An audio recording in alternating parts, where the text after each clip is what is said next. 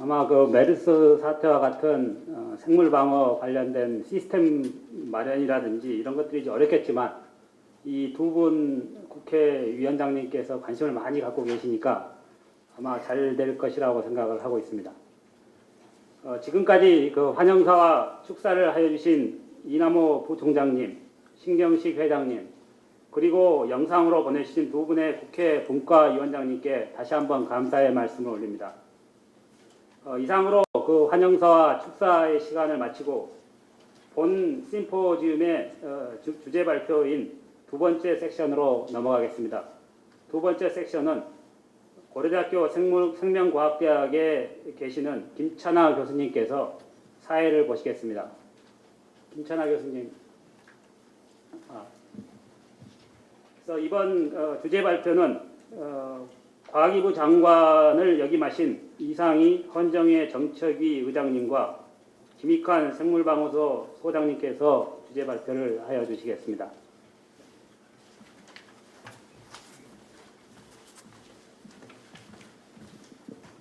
네, 여러분들 반갑습니다. 다행히 메르스가 이 컨트롤이 돼가는 것 같아서 너무나 다행스럽습니다. 이 메르스가 비말 감염에 의해서 이 전파가 돼서 다행이지 그렇지 않고 공기로 전염이 되었더라면은 정말로 야기될 그 공황 사태를 생각해 보면 정말로 다시는 이런 일이 없도록 우리가 준비를 철저히 해야 되겠다라는 그런 생각이 듭니다. 이 주제 발표의 두 분을 저희가 소개해 드리겠습니다. 우선 첫 번째 제 주제 발표를 해 주실 분은 이상희 장관님이십니다. 이상희 장관님은 서울대학교에서 박사, 석사를 이제 하셨고 또 서울대학교 약학과에서 박사학위를 하셨습니다. 그리고 미국 조지아 타운 대학에서 로스쿨을 수학하셨습니다. 경력은 뭐 다양하게 굉장히 자랑스러운 그런 경력들이 많이 계시지만은 간략하게만 소개를 해드리겠습니다. 우선 현재 대한민국 헌정의 정책위원장으로 계시고 단국대학교와 부산대학교 석좌 교수님으로 계시고 대한변리사의 회장님을 역임을 하셨습니다. 그리고 과기부 장관을 역임하셨고 대통령 과학기술자문회의 의장님을 역임하셨고 국회 11대, 12대, 15대, 16대 4선 국회의원이십니다. 이상희 장관님이 오늘 발표해 주실 주제 제목은 생물테러 방지법 제정의 필요성 및 구체적 실행 전략입니다. 우리 뜨거운 박수로 모시겠습니다.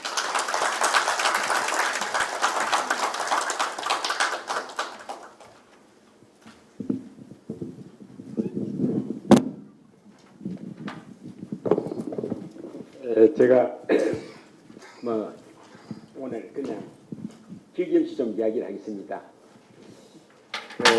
사실은 다윈의 종의 기본이 잘 아시겠지만 적자 생존 약육강시 생명체는 항상 전쟁을 하게 되어 있습니다. 그런데 그 전쟁을 하는데 두 종류가 있는 것 같아요. 하나는 사람 간의 전쟁, 하나는 병원 미생물하고 전쟁. 그런데 사람 간의 전쟁 휴전도 있는데 병원 미생물하고는 휴전이 없습니다. 예, 이게 특징입니다. 그런 점에서 우리가 병원 미생물이라 하는데 병원 미생물을 좀 큰 관점에서 보면은 거기에는 우군과 적군이 있습니다.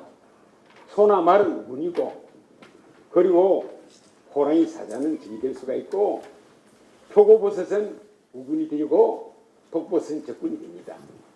자, 이 적군의 생물 중에서 어느 것이 가장 골치 아플 것 같습니까? 다른 거는 대개 보면은 과학기술이 발전해서 즉각적으로 대응해서 정조준 사격이 가능합니다. 우리 이병 사장님 그렇죠? 이 전문가님 계신데 정조준 살기 가능한데 정조준 살기 안 되는 게 있습니다. 그게 뭐냐? 바이러스입니다. 이 바이러스는 뮤테이션 하면서 빨리빨리 변신하니까 잡기 참 어렵습니다. 그러니까 아메바나 박테리아나 이거는 딱 하면은 일정 시간 이내에 딱 제압이 가능한데 제압이 안 되는 게 뭐냐? 그게 바이러스입니다.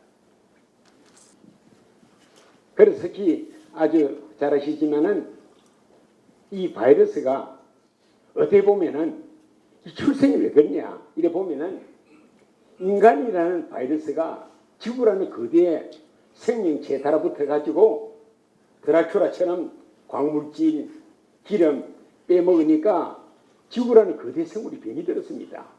병이 들면은 작용 반작용의 법칙에 의해서 우리 몸에도 병이 되면은 즉각적으로 뭐냐?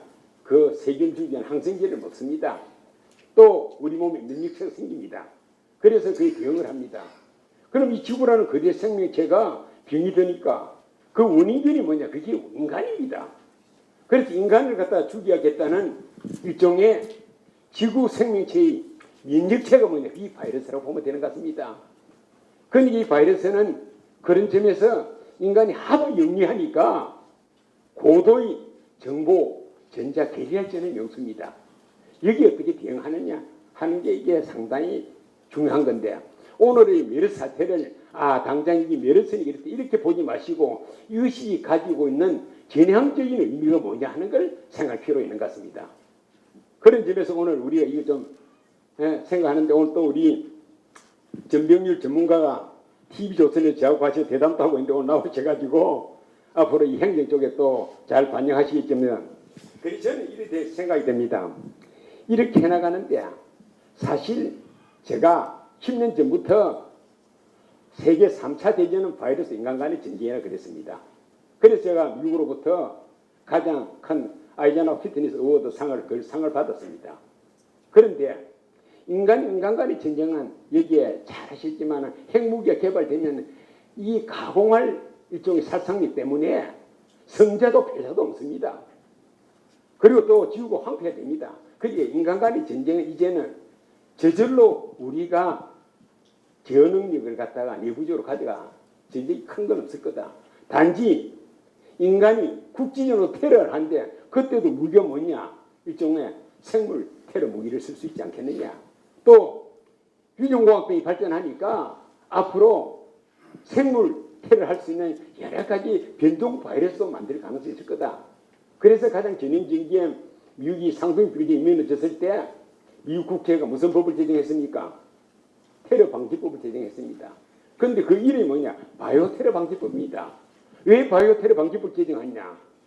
아니 비행기에 무기를 싣고 공격하는 거는 no more impossible. 이제 불가능하다. 그런데 비행기 대신에 바람에 폭탄 대신에 바이러스를 실어서 보내는 건 불가능하다 했죠. 그래서 미국이 상당히 거기에 관심을 가지고 있고 미 국방성에서 중요한 분이 바로 고려대학의 생물방어연구소로 방문한 뜻도 바로 그런 게 있는 것 같습니다. 김 선생님 그렇죠? 자, 그런 점에서 저는 이걸 가지고 우리가 두 가지로 생각해야 될 것 같습니다. 앞으로 있을 바이러스와의 휴전 없는 세계 3차 대전에 우리가 어떻게 국민 안보를 건강 안보를 생각해야 되느냐 하고 한 걸음 더 나아가서는 우리 홍익 인간이니까 지구촌 인류의 전체 건강 안보를 생각해야 되겠느냐 하는 게 첫째고 둘째는 뭐냐 미국에도 보면 국방성에서 듀얼 유스 테크놀로지라고 국방관계 기술 개발과 동시에 또 바로 돈을 버는 산업기술도 같이 합니다. 그래서 이걸 가지고 바로 우리 국가가 앞으로 중국하기가 이런 데는 중국 때문에 안 되는데 이 바이오 여기에 전쟁 때 잘 아시겠지만 전쟁 때 떼부자가 생깁니다. 전쟁 때 무기 만들면 깎질 않습니다. 예? 경합이 없습니다. 그러니까 가령 지난번에 조류 독감 때도 스위스 로슈가 타미플루를 만들어서 돈방 쓰게 앉았습니다. 그러니까 앞으로 3차 바이러스 대전에 우리 대한민국이 돈방 쓰게 앉는 길이 바로 이게 가장 절호의 기회다. 이렇게 생각을 해야 되는 것 같습니다. 그런 점에서 우리가 뭘 해야 되느냐? 우리는 이거에 대비하기 위해서 하나는 우리 국민, 우리 전 인류의 보건 안보 차원에서 대응 체제도 갖추고 또 하나는 이 차제 때 우리 대한민국이 바이러스 글로벌 디지털 병원 국가로 우리가 발전해야겠다 했죠. 야? 그래서 온라인 오프라인으로 우리가 지구촌에 있는 바이러스의 수많은 전쟁의 환자를 위해서 이런 등등을 온라인 오프라인으로 해주는 병원 국가로 발전하게 되면 우리 떼돈을 벌 겁니다. 그 점에 동의하시면 박수 한번 치십시오. 자, 이제는 이 두 가지를 우리가 타깃을 두고 이번에 메르스 사태를 하면은 이거는 일보 후퇴, 천보 전진하는 결과가 됩니다. 그러면 이제 그렇게 하기 위해서 어떻게 되었냐? 이게 그런 점에서 이렇게 가보면은 역시 이게 법제를 안 하면 안 되는 것 같습니다. 국장이 바뀌면 바뀌는 게 뭐냐? 그게 관치라 그럽니다. 장관이 바뀌면서 바뀌는 걸 행치라 그럽니다. 정권이 바뀌면서 바뀌는 걸 권치라 그럽니다. 이게 관치, 행치, 권치는 그때마다 바뀝니다. 그런데 이 두 가지가 딱 싫어하는 게 있습니다. 법치를 싫어합니다. 왜 싫어하느냐? 법치를 하면 자기 재량권이 없습니다. 그러니까 자기 재량권을 갖기 위해서 어쩔 수 없이 법치를 싫어합니다. 제가 많은 법을 만드는데 그때마다 주무부처가 반대를 했습니다. 그래서 우리가 앞으로 이 행정이다 이런 쪽에 우리가 의존하다가는 오늘 같은 부황자황하는 이런 사태를 또 수많이 반복할 것이다 했자. 그러면 어떻게 했냐? 법치로 가야겠다. 자, 법치로 가는데 제가 외국 법률을 갖다가 국회 입법조사실 부탁해서 좀 조사를 해봤습니다. 했는데 그게 딱 공통점이 하나 있습니다. 전쟁을 하는 데는 애기가 학교에서 싸울 때 애가 때리려고 그러는데 아버지 어머니한테 전화해가지고 아버지 어머니 얘가 때리는데 저는 어떻게 해야 됩니까? 이렇게 전쟁하는 게 있습니까? 연평도 거기도 보면 그렇습니다. 예전도 보면은. 야? 그 전쟁은 뭐냐? 바로 일선에 있는 지휘관이 정권을 가지고 있습니다. 그래서 제가 질병관리센터 요구의 입법 예를 쭉 보니까 핵심은 뭐냐? 그게 바로 전쟁의 일선에 있는 지휘관이 대통령이 갖는 정권을 거기에 하게끔 되어 있습니다. 그런 점에서 우리 어떻게 이 법제로 뒷받침해 주냐 하는 게 중요한 것 같습니다. 또 둘째는 이 법제를 해야 저분화가 됩니다. 전문 인력이 계속해야 되는데 정권이나 장관이 바뀔 때마다 그 전문 인력이 바뀌어가지고 되질 않습니다. 제가 이거 국회에서 가만 보니까 행정고시와 기술고시 출신 중에서 동격에 이렇게 동수로 들었는데 세월이 지나보면 기술고시는 다 쫓겨났습니다.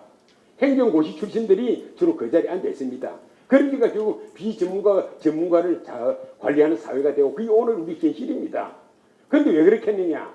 대개 기술고시는 전문가가 아예 안 뜨는 게 잘 부족합니다. 그러니 이 사람들이 대비하는데 별로 마음에 안 듭니다. 예? 그러니까 빨리 안 했어야 이거를 법으로 고정시키가 전문 인력이 하게끔 해줄 필요가 있겠다죠. 그리고 또 글로벌 우리 디지털 병원 국가로 가려고 그러면은 최소한 미국의 FDA처럼 신뢰성이 있어야 됩니다. 그런 법으로서 이게 규정이 돼야 미국 사람들이 우리 믿고 하지 않겠느냐. 그런 점에서 저는 아예 이 하기 위해서는 딱 바이러스 테러 방지 기본법이다 하는 걸 제정해서 왜 기본법을 해야 되느냐. 이거는 가령 전문 인력 시스템에 관련된 법률도 만들고 또 국민이 가보면은 정치인들 면역력도 좀 키워줘야 됩니다. 이게 예? 면역력도 키워줘야 되니까 그런 점에서 이 부분에 민방위 훈련 비슷한 걸 해가지고 어떻게 하느냐 이것도 개별법으로 만들어주고 또 하나는 역시 제일 중요한 게 언론 관리 활용법을 만들어야 됩니다. 지금처럼 우리 언론이 종편이 이렇게 가면은 국민을 공포에 떨게 합니다. 이 메르스 바이러스 제일 좋아하는 게 뭐냐? 벌벌 떠는 겉보를 제일 공격하기 좋아합니다. 왜냐? 그 겉보들은 내부 정신적으로 군인이라는 민력체가 있지만 무장 해제가 되어 있습니다. 예? 그러니까 이게 전쟁을 하는 데는 철저하게 언론을 갖다 관리합니다. 우리 이제 군에 소지면 그렇다는 그렇죠, 그죠? 예? 이게 마구 떠들도록 절대로 전쟁이 안 됩니다. 그래서 이 개별법에는 대단히 뭐하지만 언론을 통제하는 것이 아니라 언론 관리 활용법이다 하는 것도 이거 해줄 필요가 있겠다 했죠.